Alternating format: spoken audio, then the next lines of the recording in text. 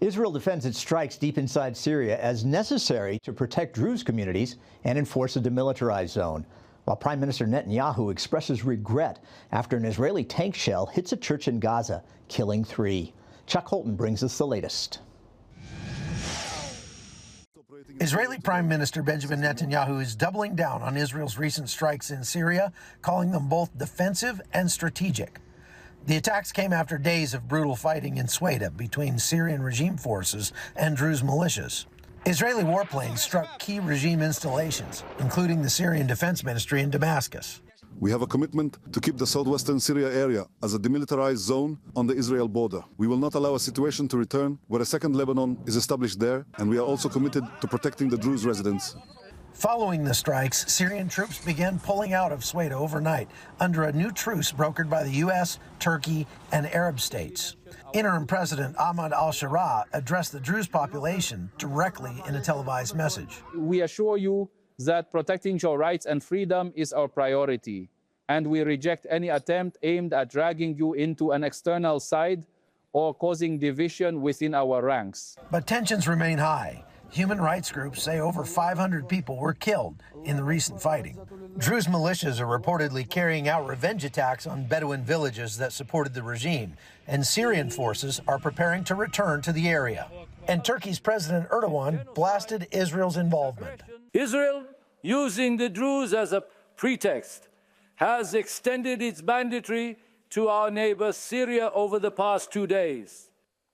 I want to say this once again, clearly and plainly.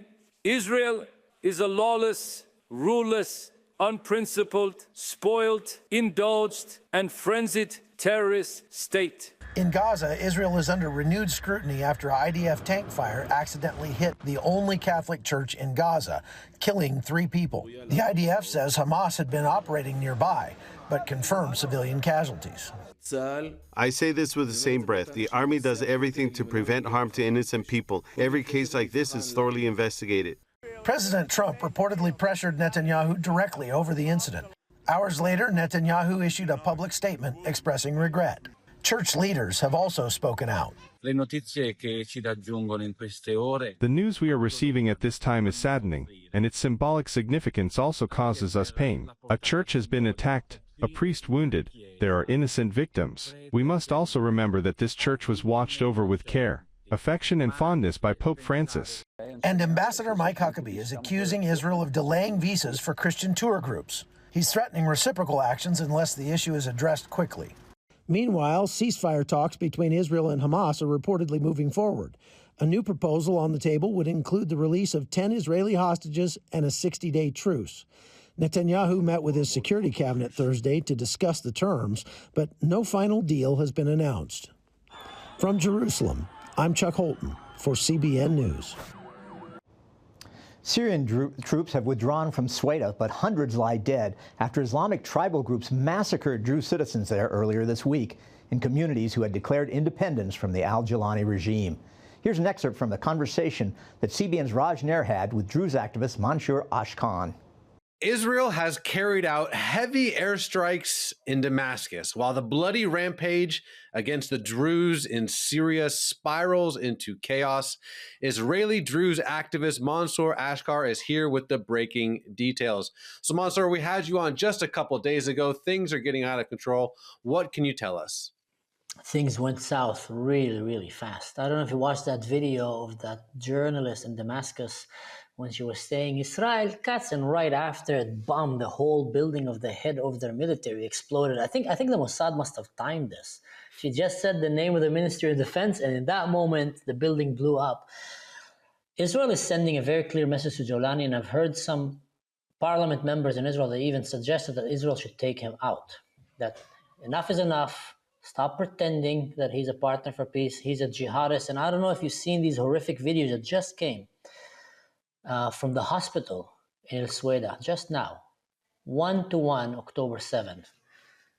Dozens of bodies piled on one another in the hospital, women, children, doctors, all slaughtered with the jihadists standing above them, stepping on them, spitting on them, and live vlogging themselves, live streaming. It's a tactic that we see that is happening all the time.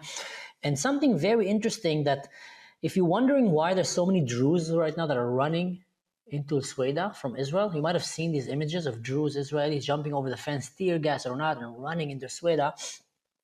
There was an audio announcement, and I posted that on my Instagram. I translated from Arabic to English and Hebrew by some kind of an official or leader, some figure, where he's addressing the military, not only the jihadists, and he's telling them this: please stop recording the massacres on videos.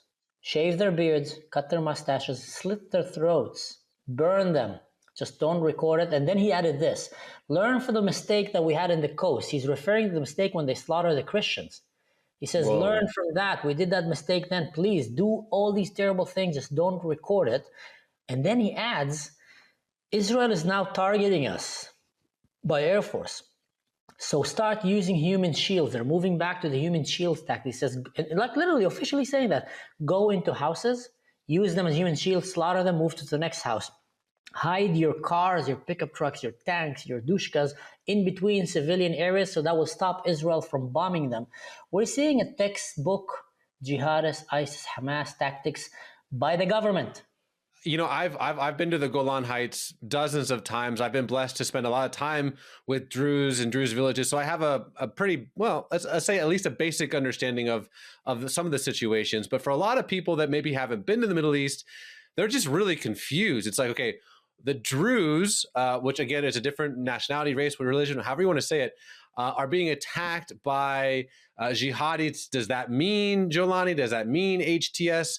There's just I think there's so many narratives, because if you go to different websites, they'll just kind of brush it aside as clashes, or, you know, this people group and the government's trying to do this and the other. And there's a graying, a muddying of the details. And so someone who's been there, I'm even trying to sift through this as someone who has family members in Sweda who, you know, grew up in Israel. What is the reality of the situation right now in this very tense section of the Middle East? I'm talking to my family in Sweda. I'm talking to other people in the front line and in the houses. And I actually heard some testimonies from people that were in that hospital. I don't know if they're safe now or not. The image is very clear. The ones that are massacring is El Jawlani, the HTS, is the government. I know it fooled the West for a very long time, but it is the government. This is an ISIS, this is an Al-Qaeda government, nothing more, nothing less. That's why Israel is targeting right now. That's why there's ministers in Israel that are even saying we should take him down. This is El Jawlani, that is his people. They're the one committing these massacres. They're trying to make it look as if they're trying to control the situation. And they're literally just buying time so they can continue with this ethnic cleansing. People don't understand that you have videos of Jawlani before he was sent by ISIS to take over Syria, where he's interviewed and he's saying that his goal is to cleanse all of Syria and make it Sunnah. Bring the Sunnah mother.